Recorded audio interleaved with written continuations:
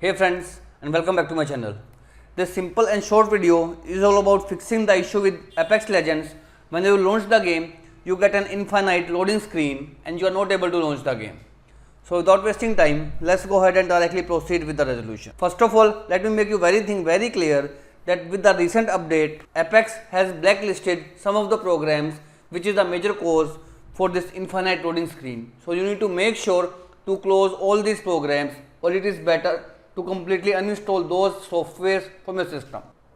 Here are the list of softwares that you must either close, or I suggest you to completely uninstall them from your system. First one is Auto Hotkey. Second one is Roid's anti-cheat software, which is Roid Vanguard. Third one is MSI Afterburner, and fourth one is DS for Windows. So if you are using one of these four softwares, Auto Hotkey, Roid Vanguard, MSI Afterburner, DS for Windows, make sure you completely uninstall these softwares from the system and then relaunch the game, and this will instantly fix out the issue of infinite loading screen.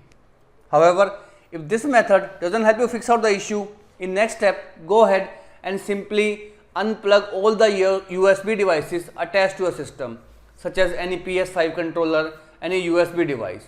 Do not unplug your mouse or keyboard. Simply unplug each and every USB device attached to your system except your mouse and keyboard. After unplugging all the devices, relaunch the game. As soon as the game launch and started to play, you can replug all the peripherals and then enjoy your game. This will instantly fix your issue. So as of now, this is all about it, friends.